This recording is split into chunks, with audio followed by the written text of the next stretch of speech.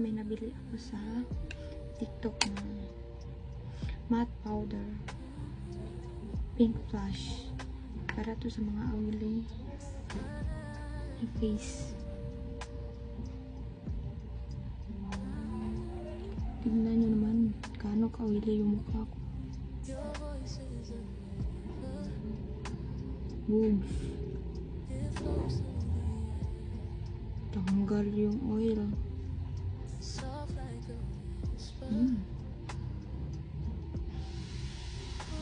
Tignan nyo naman.